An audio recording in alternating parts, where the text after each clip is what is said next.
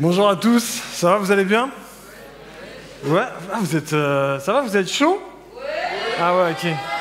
On m'a parlé de plus tu descends dans le sud, plus les gens ils sont chauds, normalement. Et je me demandais justement aussi si vous aviez des gens courageux chez vous. Est-ce que vous êtes courageux? Ouais, vite fait, hein. Moi, je voulais déjà féliciter tous ceux qui ont pris un pull de Noël, là. Pour moi, ça, c'est des gens courageux déjà, tu vois. Bravo, petit pingouin. J'avais pas eu l'info, sinon j'aurais bien sûr mis un petit pull de Noël bien kitsch qui va bien. En tout cas, ça fait plaisir d'être là avec vous. Alors moi, c'est Jean. J'habite à Lyon, je suis marié, j'ai 4 enfants.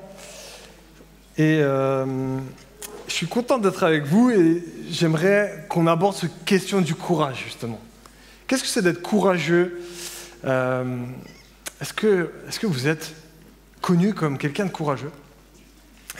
Moi, je ne sais pas qu'est-ce que ça vous évoque, le fait d'être courageux.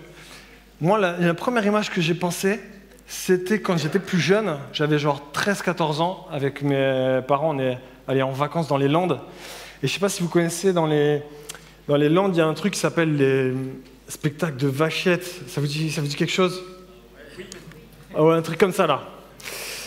Et en fait, voilà, on voit ce spectacle et tout, avec la famille et tout, machin. Et là, à un moment donné, dans la soirée, le mec, il dit au micro que ceux qui veulent tester peuvent venir pour tester. Et moi, je sais pas ce qui m'est arrivé. Mais je sais pas ce qui m'est arrivé dans ma tête. Je me suis dit, pourquoi pas? Et alors, du coup, je descends l'arène, donc il y avait des estrades et tout. Je monte et tout, la grande barrière. Et j'arrive dans l'arène avec la vachette enflammée, tu vois, qui prenait des gens et qui les valsait à gauche, à droite. Et là, j'étais tétanisé. Je me dis, mais qu'est-ce que je fais là? Genre, limite, j'ai failli me pisser dessus. Et en fait, en 3 secondes, je suis remonté vite fait sur ma place et je dis, mais non, c'est pas pour moi, ce truc. En fait, j'ai manqué de courage. Je ne sais pas si vous l'avez déjà tenté, cette histoire, mais ça fait un peu peur. Et il y a plein de moments dans la vie où on manque de courage. Ça peut être là, bon alors, je ne sais pas si c'est vraiment du courage ici qu'il faut, mais peut-être après il faut être un peu taré. Mais j'ai aussi manqué de courage quand j'étais au collège. Je me souviens d'avoir vécu du harcèlement. Et je n'avais pas le courage de dire aux responsables, à mes parents, que j'étais harcelé. Là aussi, en fait, j'ai manqué de courage. Mais en fait, on manque du courage dans plein d'endroits. Je sais qu'une fois, moi, quand je suis devenu chrétien, à 18 ans, il y avait un truc que je voulais trop faire, c'était prier avec des gens. Je me dis, c'est trop classe, la prière et tout, tu vois. Mais j'étais ultra stressé de prier quand les gens t'écoutent et tout. Alors, je préparais mes prières, tout de A à Z, je savais qu'est-ce que j'allais dire, ça me paraissait bizarre. Et je manquais de courage, en fait. Et en fait, c'était une de mes premières prières. Je disais, punaise, Dieu, il faut vraiment que j'ai plus de courage. Ça se voit peut-être pas là, mais quand j'étais plus jeune, j'étais vraiment ultra timide. Et il y a un truc qui m'a pas mal traumatisé aussi quand j'étais ado. C'est une fois, on est allé avec des amis au bord d'un lac, et puis voilà, on se baignait et tout, on était avec des amis, des filles. Et les filles sont allées se changer dans des vestiaires publics. Et en fait, à ce moment-là, il y a un mec qui a essayé de violer une fille qui était avec nous. Truc de taré, quoi. Il est rentré dans le vestiaire et il a essayé de violer la fille. Et heureusement, il n'a pas réussi. Mais moi, j'ai vu l'agresseur partir. Et j'étais tétanisé, je ne savais pas quoi faire. Et en fait, j'ai rien fait. Et pendant longtemps, j'ai culpabilisé. Je me dis, mais purée, pourquoi on manque tellement de courage quand il faut faire des trucs? Tu sais ce qu'il faut faire. Tu sais que tu as quelque chose à dire. Dernièrement, j'étais avec mes collègues de travail. Je travaille dans un espace de coworking. Et puis, quelqu'un n'allait pas bien. Et tout le monde allait de sa stratégie. Peut-être il faut que tu ailles voir un psy, peut-être il faut que tu prennes des pilules et tout. Et puis, moi, je sais ce que je peux apporter. Je sais qu'il y a un Dieu qui peut l'aider. Et en fait, plein de fois, ça m'est arrivé de ne pas dire que Dieu pouvait l'aider, peut-être. Que moi, peut-être, si tu veux, je vais prier pour toi. Plein de moments comme ça, où on loupe une occasion de faire ce que Dieu attend de nous. Je ne sais pas si ça vous fait écho, s'il y a plein de fois où vous avez dit « Merde, là, j'ai loupé l'occasion d'être courageux. Alors, qu'est-ce que c'est le courage? J'aimerais vous proposer cette petite définition. Le courage, c'est ce qui permet d'entreprendre des choses difficiles malgré les peurs, malgré le danger, voire la souffrance. Et en plus, c'est quelque chose qui est guidé par un sens de la justice. Ouais, parce qu'en fait, si quelqu'un dit, on dira jamais à quelqu'un, ouais, t'as été courageux d'être égoïste. Oui, ça marche pas trop bien. C'est toujours lié à un sens de la justice, de quelque chose qui est bien. Tu vois, tu sais ce que tu dois faire, tu sais ce qui est normal de faire, ce qui est juste, et tu ne le fais pas. Je ne veux pas venir vers vous pour vous dire que je suis quelqu'un d'ultra courageux. J'ai l'impression qu'on manque très souvent de courage. Et en fait, moi je crois que votre génération, vous avez besoin d'être courageux. Encore plus peut-être que les autres générations. J'en sais rien, mais en tout cas, moi je crois à une génération qui peut être courageuse. Et j'aimerais voir avec vous comment on peut gagner à être courageux. Qu'est-ce que la Bible, elle peut nous dire? Comment je peux être courageux, courageuse? Parce qu'en fait, la Bible, elle fait souvent l'écho de ça. En fait, elle parle souvent du courage. Et il y a une histoire, peut-être que vous connaissez déjà par cœur, mais qui est trop bien à relire. C'est l'histoire de David et Goliath. Donc je vous propose qu'on se plonge un peu dans cette histoire. Parce que cette histoire, elle a quelque chose à nous dire sur le courage. Et j'espère qu'elle va vous aider, elle va tous nous encourager à être courageux. En fait, qu'est-ce qui se passe? On est dans l'Ancien Testament, donc la partie avant Jésus. On est plus de 3000 ans avant maintenant. Et en fait, on a le peuple de Dieu, donc ceux qui ont été choisis par Dieu, le peuple d'Israël, en fait, qui est là, dans un pays, et en fait, il est tout le temps assailli par des ennemis. Très souvent, il y a des ennemis qui viennent et ils veulent leur piquer leurs terres, leur bétail, leurs femmes, leurs enfants. Bon, c'est la guerre, quoi. Et en fait, il se passe un truc, à un moment donné, les Philistins donc, décident de les attaquer. En fait, ils se postent sur une immense vallée, au-dessus d'une immense vallée, comme ça. Et donc, les Philistins, ils sont hyper nombreux. Et ils sont d'un côté de la colline. Et en fait, il se passe un truc, c'est que là, le peuple juif, il se dit, là, on va prendre cher, ça va être chaud, là. Donc, ils se mettent tous sur l'autre côté, mais ils savent que s'ils descendent, en fait, quand tu te fais attaquer alors que tu es en train de gravir la colline, tu es clairement en difficulté. C'est moins facile d'attaquer quand tu es en train de remonter la colline. Donc personne n'ose descendre. C'est un peu le moment un peu suspense et tout. On se dit, mais qu'est-ce qui va se passer?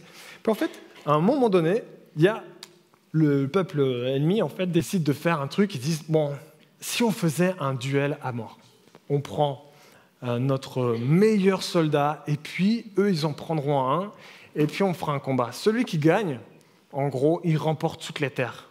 L'autre peuple devient l'esclave de l'autre, du gagnant. Ok, donc super, parce que ça fait moins de victimes, hein, c'est un peu moins violent.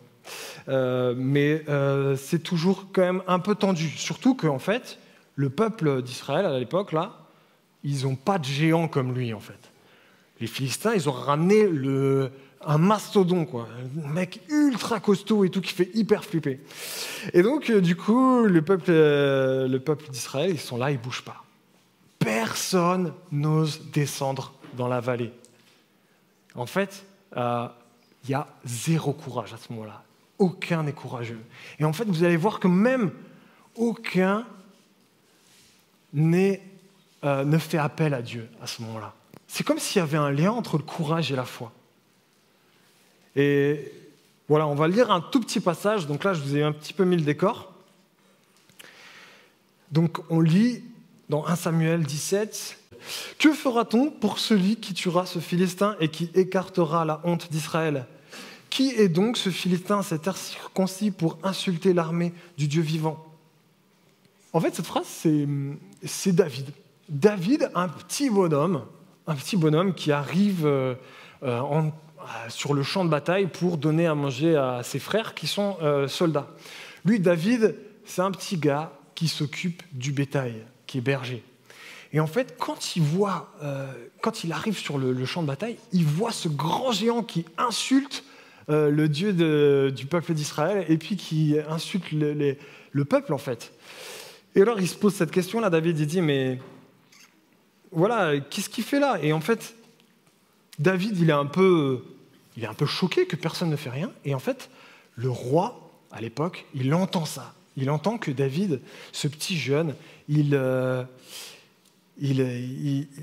choqué d'entendre ça. Alors du coup, on le voit juste là. Après avoir entendu les paroles prononcées par David, on les répéta à Saül, donc le roi, qui le fit venir. Donc David, le petit gars, dit à Saül, « Que personne ne se décourage à cause de ce Philistin. Moi, ton serviteur, j'irai me battre. » Saül dit à David, « Tu ne peux pas aller te battre contre ce Philistin, tu n'es qu'un enfant. » Alors que lui, il est un homme de guerre depuis sa jeunesse. David dit à Saül, « Ton serviteur gardait les brebis de son père. Quand un lion ou un ours venait lui enlever une de son troupeau, je courais après lui et je le frappais et j'arrachais la brebis de sa gueule.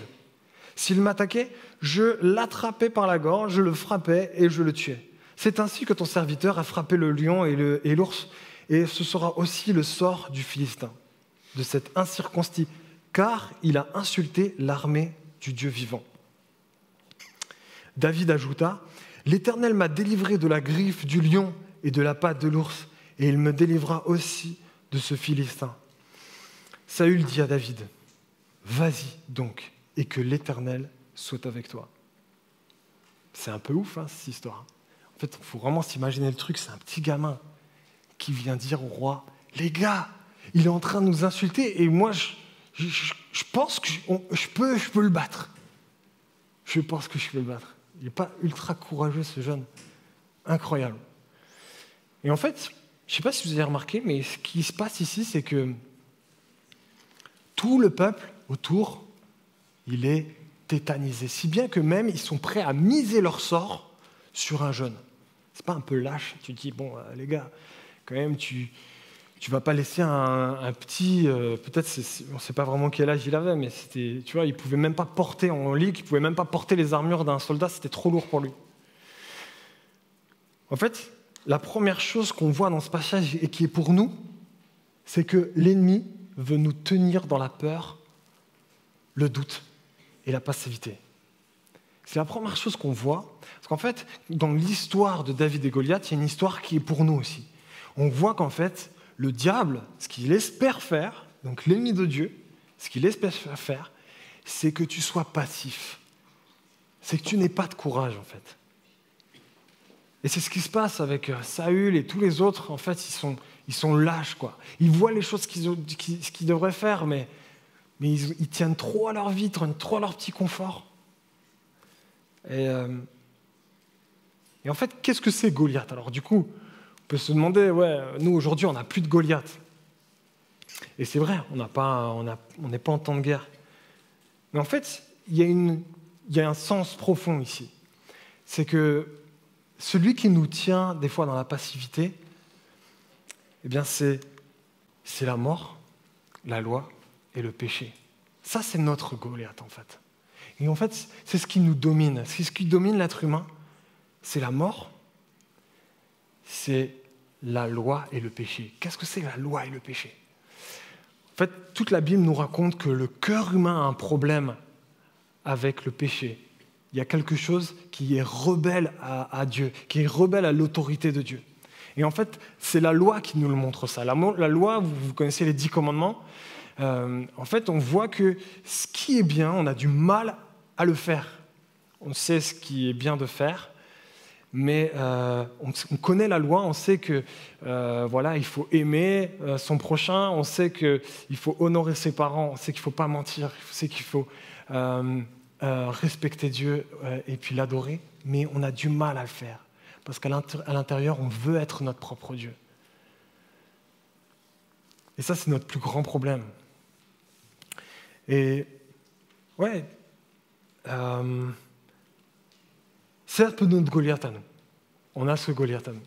Et alors, je ne sais pas si vous avez déjà eu une fois une discussion avec des amis non-croyants ou des personnes qui ne croient pas en Dieu et qui disent « Ouais, mais tu vois, la religion, la foi, c'est surtout pour les gens qui sont faibles. » Un peu la foi en Dieu, c'est comme une béquille. Ça vous a déjà dit, ça vous a déjà parlé? Et du coup, voilà, c'est pour toi parce que t'es un peu galérien, donc c'est bien pour toi. Moi, j'ai pas besoin de béquilles.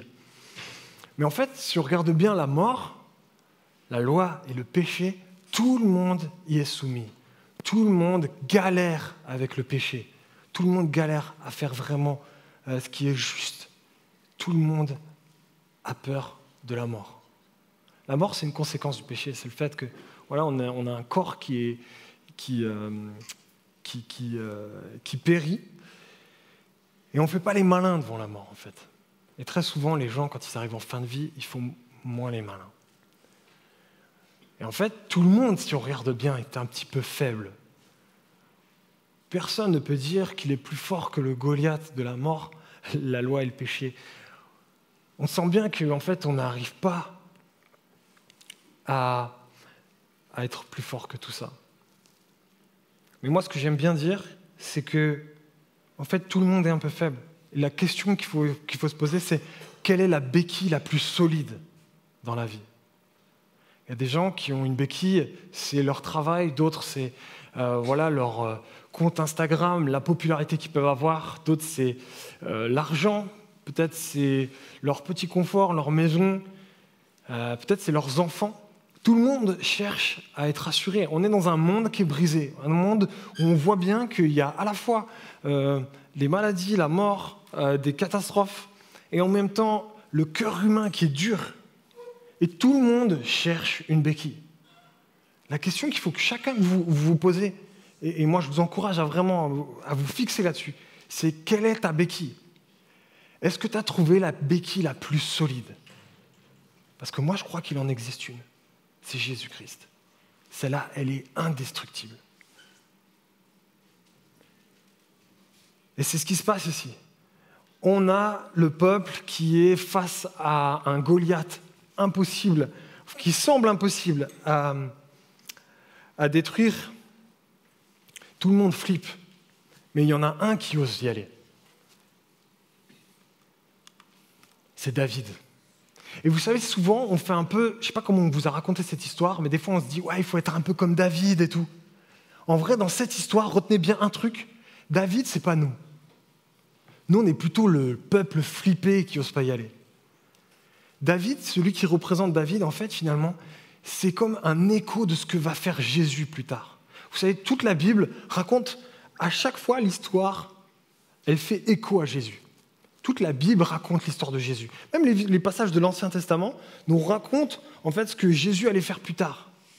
1000 ans plus tard, après David, il y a Jésus. Et en fait, David incarne un peu le Jésus. Il est en train de faire, on appelle ça une préfiguration, ça veut dire qu'il va montrer ce que Dieu lui-même va faire. Nous, on est le peuple flippé qui n'est pas courageux. Et David, c'est le Jésus que personne ne mise sur carte, personne ne mise sur lui, qui paraît tout faible, comme ce Jésus qui est né dans une étable toute crasseuse, un petit bébé. Voilà le sauveur de l'humanité. Il est venu, personne s'y attendait. On était là, on ne pensait pas que Dieu allait prendre cette forme-là. David, c'est pareil. Il incarne cette image. Et en fait, ce que cette histoire nous dit, c'est que Dieu veut combattre à notre place. Dieu veut combattre à notre place. En fait, le gros Goliath de la mort, de notre péché, Dieu, il veut le battre. Il veut le battre pour nous. La grande question, c'est est-ce que nous, on veut le laisser se battre pour nous ? Est-ce qu'on croit en lui ? Est-ce qu'on croit en ce Jésus qui a payé pour nous, qui est venu combattre le gros Goliath. Et la troisième chose qu'on voit dans cette histoire, c'est que Dieu veut nous rendre courageux quand même. On va voir que, en fait, le courage de Dieu qui combat, en fait, ça va impacter notre vie, ça va nous rendre courageux. Ça va nous rendre courageux. David, quand il va batailler le Goliath, il va dire une phrase qui est assez vénère. Il arrive devant Goliath et il dit « Tu marches contre moi avec l'épée, la lance et le javelot. Moi, je marche contre toi au nom de l'Éternel, le Maître de l'univers, au nom du Dieu de l'armée d'Israël que tu as insulté. Aujourd'hui, l'Éternel va te livrer entre mes mains. David, il a confiance qu'il va gagner. Pourquoi? Parce qu'il sait que Dieu est avec lui. Il sait qu'il a le Dieu qui a toutes les forces, toute la force pour se battre contre un géant. En fait, si tu veux la victoire dans ta vie, si tu veux réussir dans ta vie, j'aimerais juste te dire un truc. Il faut que tu commences par capituler. Si tu veux gagner, il faut que tu commences par capituler. Ça veut dire quoi? Ça veut dire qu'en fait, il faut que tu reconnaisses que tu as besoin de l'aide de Dieu pour te battre dans ta vie, pour être courageux. C'est un peu contre-intuitif. Parfois, on se dit « Ouais, tout, ça va, j'ai pas besoin de Dieu, je vais y arriver et tout, t'inquiète. » Mais je vous assure, c'est tout complètement différent quand tu acceptes que tu as besoin d'aide. Je ne sais pas comment tu gères ton péché, je ne sais pas ce qui se passe en secret. Parfois, on sait que on ne sait pas tout sur les autres et nous-mêmes, on essaye de ne pas tout montrer. Mais on a tous des luttes. Et Dieu, en fait, il veut nous dire, mais arrête de te battre tout seul. Pourquoi tu ne me mets pas en premier dans ta vie? Je veux t'aider, moi.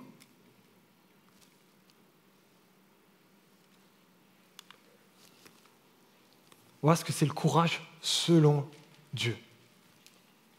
Le courage en Christ commence par reconnaître qu'on est pécheur et qu'on a besoin d'un sauveur. Tu sais, moi, je remarquais que très souvent, la timidité que j'avais, j'étais flippé du regard des autres, mais en fait, parce que j'étais très tourné vers moi. J'étais très, très orgueilleux, je voulais vraiment avoir la classe, je ne voulais pas être rejeté par les autres. Et voilà, moi, je me suis lancé dans le graffiti très jeune et tout, je voulais faire plein de trucs pour briller, pour avoir la cote et tout.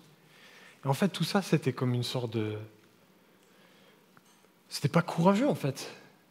Parce que, en fait, j'essayais juste de montrer que j'étais important par mes propres moyens, en fait. Et au fond, si j'étais timide, c'est parce que j'avais peur du regard des autres. J'étais un peu esclave du regard des autres. Un truc que j'avais pas, c'était le courage de reconnaître que j'étais pécheur. Ça, j'ai fait ça un peu tard. Je dis à 18 ans, mais pour moi, c'était trop tard. J'aurais tellement aimé être chrétien plus tôt, parce que j'avais des potes de ma classe à qui j'aurais aimé parler de Jésus. Et j'aimerais inviter un ami, justement, qui a aussi un parcours qui est intéressant. Rico, si tu veux bien venir. Mais... Voilà, j'ai vu Rico grandir dans la foi. Lui, il n'est pas né dans une famille chrétienne. Mais on a tous ce défi de reconnaître qu'on a besoin de Dieu. Et Rico, il va nous raconter aussi un peu son témoignage. Rico, ça va? T'es prêt? Yes.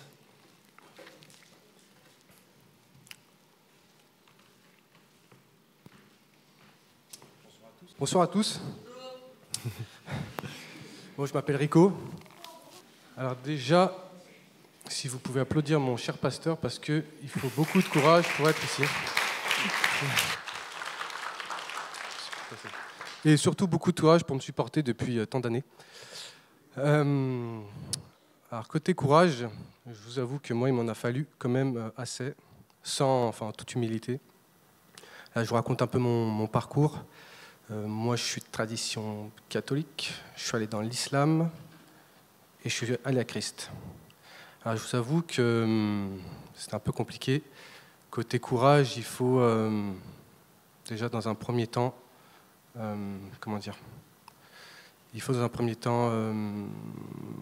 supporter le regard des gens, des autres, car moi, étant sorti de l'islam, il y avait un certain regard, donc il faut affronter ça, il faut un certain courage. Et j'en viens brièvement à ce que dit Jean. C'est vrai que vous, surtout votre génération, a besoin de beaucoup de courage, dû aux réseaux sociaux et tout ce qui s'ensuit. Et c'est vrai qu'être chrétien, surtout votre génération, ça risque d'être un peu compliqué. Donc c'est pour ça, armez-vous de courage, vous en avez bien besoin, mais ce n'est pas impossible. Moi, comme j'ai dit, je suis sorti de l'islam, donc déjà il y avait un regard de la communauté, mon ancienne communauté, si je peux me permettre. Donc déjà, il faut affronter ça. Et après, étant allé en Christ, j'ai dû affronter mon entourage, comme l'a dit Jean, parce qu'il pense souvent que c'est une béquille. Voilà. Et j'ai quelques conseils à vous donner sur ça. Après, ce qu'il en est, vous les prenez. Après, vous en faites ce que vous voulez. Mais le courage, c'est vraiment Christ. Christ vous donne ce courage-là. Je vous avoue, moi, je suis quelqu'un assez sociable, j'ai pas trop de soucis à parler devant les gens. Mais même là, j'avais une petite hantise de venir devant vous.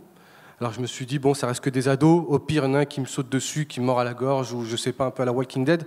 Je me suis dit, au pire, mais bon, c'est grave. Et j'ai vraiment, voilà, c'est vraiment... je me suis dit, je le fais, c'est pour vous et c'est pour Christ. Au début, je n'osais pas trop prôner ma foi, je n'osais pas par peur du regard des gens. Que ce soit même des amis d'enfance ou au travail ou quoi que ce soit, je n'avais pas trop envie d'en parler parce qu'on paraît faible. Et puis Dieu, c'est un peu comme le Père Noël pour certains, c'est compliqué. Mais je vous avoue que maintenant, je m'en suis plus.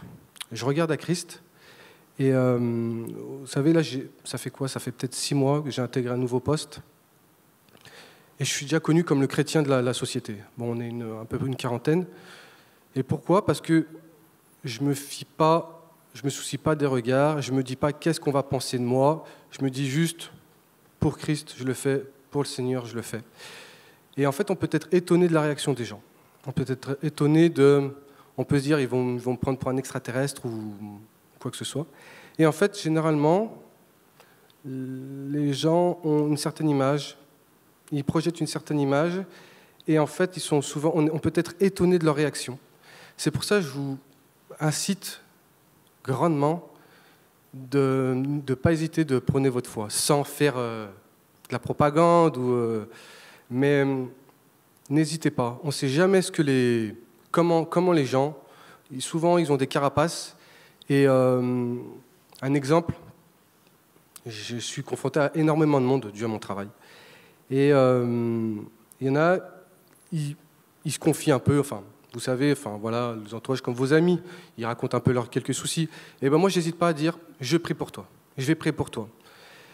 Et je m'inquiète pas en fait de ce que j'ai en pensé. Et généralement, les gens prennent bien la chose. Je vais prier pour toi. Il y en a, ils me racontent des soucis, ils ont mal à l'épaule. Je vais prier pour toi. Et une chose en emmenant une autre, je peux leur parler de Christ, de ce qu'il a fait dans ma vie. Et on voit des transformations. Alors je ne vous dis pas que c'est magique, que ça se passe du jour au lendemain, mais dites-le que vous faites pour Christ et que ne vous souciez pas des regards des gens. Ne vous souciez pas parce que aussi des fois des personnes disent des choses, mais ils en pensent tout autre. Un petit exemple, j'ai un groupe d'amis d'enfance, on connaît depuis une trentaine d'années. Ah oui, j'ai 35 ans, hein. Donc un peu plus de 30 ans.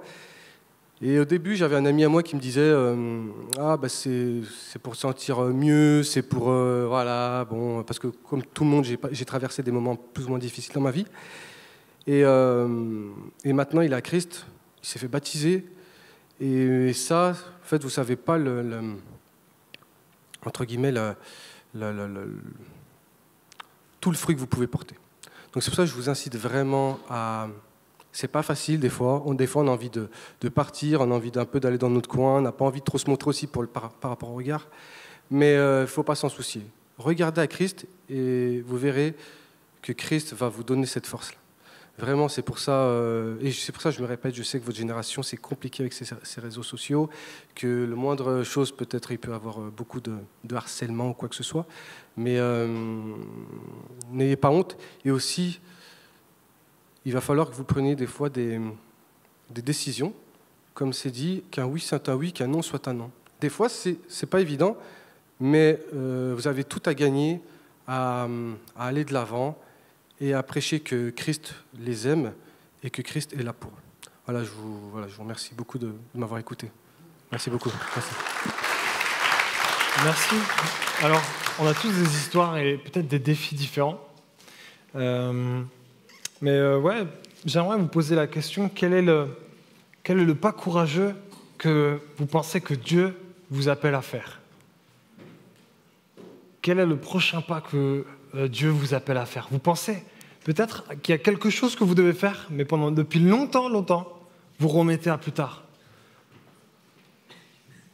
Peut-être tu sais que tu veux suivre Jésus, mais tu prends très très longtemps à te dire peut-être je le ferai, mais que quand je verrai un nouveau signe, peut-être un miracle, quoi, et je déciderai. Moi, j'ai pendant longtemps dans ma vie de pas chrétien, je me suis fait cette remarque. Je me suis dit, Dieu, je vais le suivre quand je verrai un miracle et tout, je verrai un truc.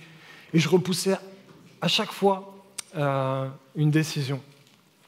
Et moi, j'aimerais vraiment ce soir vous proposer de réfléchir à ça, de faire un pas de plus. Et j'aimerais juste demander même à l'équipe peut-être de venir, on va prendre un petit temps de prière, on va se mettre vraiment devant le Seigneur. Et ouais, j'aimerais vous demander, peut-être que Dieu il vous demande quelque chose, d'être courageux dans un certain domaine. Quand je suis devenu chrétien, moi je me suis dit, mais purée, il y a un mec qui dort en bas de chez moi, je le vois, je discute avec lui, et tous les soirs, je vais au show, et lui, il reste dans la rue. Avec ma femme, ça nous crevait le cœur. Puis on s'est dit, mais qu'est-ce que tu peux faire, Seigneur? Qu'est-ce qu'on peut faire? Alors je ne sais pas si c'est quelque chose que vous devez faire, mais nous, à un moment donné, on a senti que Dieu nous disait, mais il faut le prendre. Il faut juste le loger au moins, juste un jour par semaine. Et puis, il prendra une douche et tout. On a fait ça, et puis cette personne, elle a vraiment été restaurée. Toute l'église l'a aidée. Elle s'est même fait baptiser. Et parfois, il y a juste une idée, Seigneur, il vous pousse vers quelque chose, peut-être de difficile. Mais moi, j'aimerais vous dire que chacun d'entre vous, Dieu, il a un projet courageux à vous donner, une mission à vous donner. Et ouais, j'aimerais t'encourager. Dieu, il veut sauver le monde, mais il veut le faire avec toi, il veut t'aider, il veut t'embarquer il veut te sauver, mais aussi il veut t'utiliser pour sauver d'autres gens. Peut-être tu as à cœur d'aider ceux qui sont pauvres, peut-être tu as à cœur d'aider ceux qui sont peut-être isolés.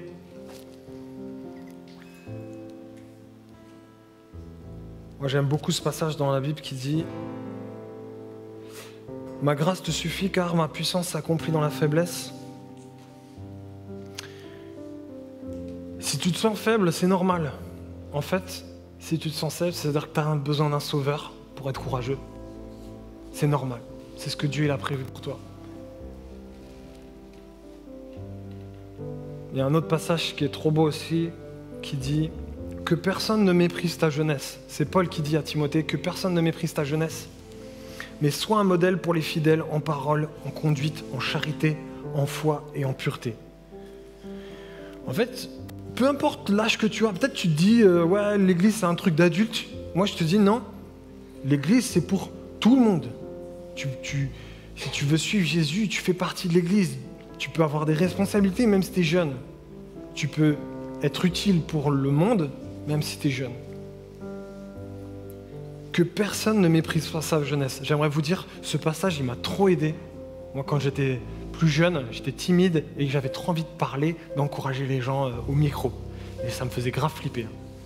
Et moi, ce passage m'a fait trop du bien, que personne ne méprise sa jeunesse. Si tu es jeune, n'aie pas peur. Dieu, il croit quand même qu'il va t'utiliser.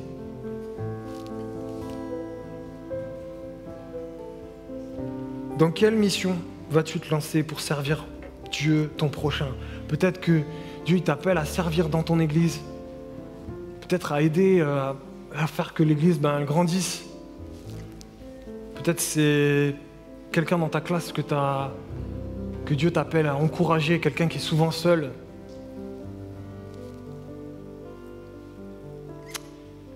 Il y a plein de trucs à faire. Il y a plein de trucs à faire. Je vous propose qu'on prenne un petit temps de silence devant le Seigneur. Juste un temps et on peut juste fermer les yeux, prendre ce temps, respecter ce temps aussi, pas... Voilà. Que vous soyez croyants ou non, j'aimerais vous proposer ce moment de recueillement et de demander à Dieu quelle est la prochaine étape que je dois faire, quel est le prochain pas courageux que je dois faire, Seigneur.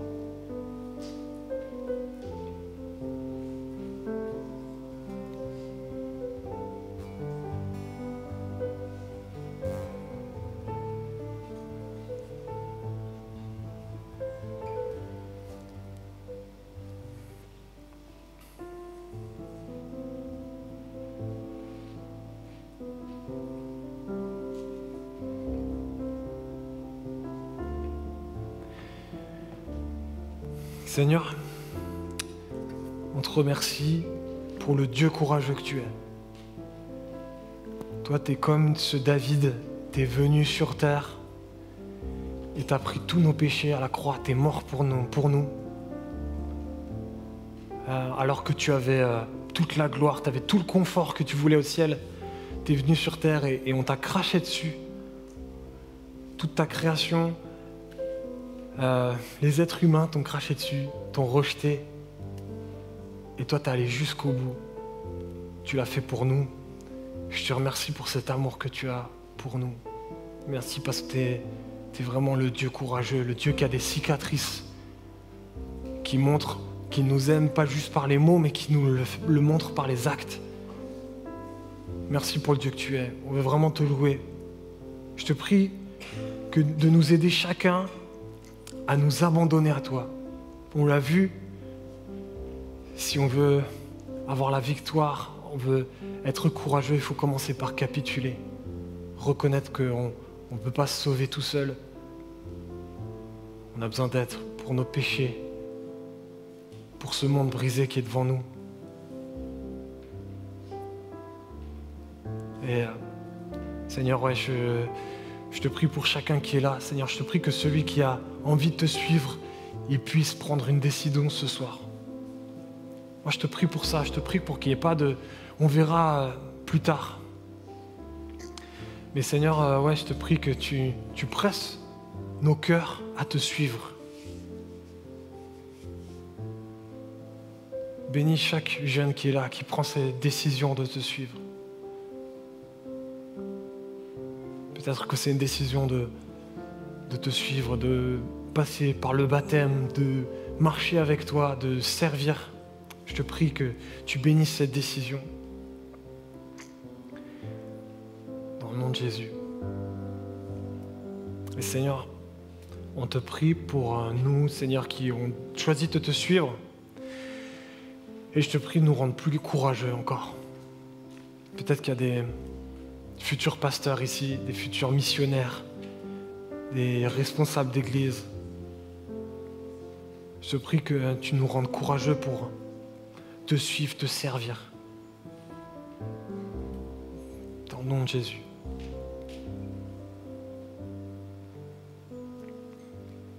Amen.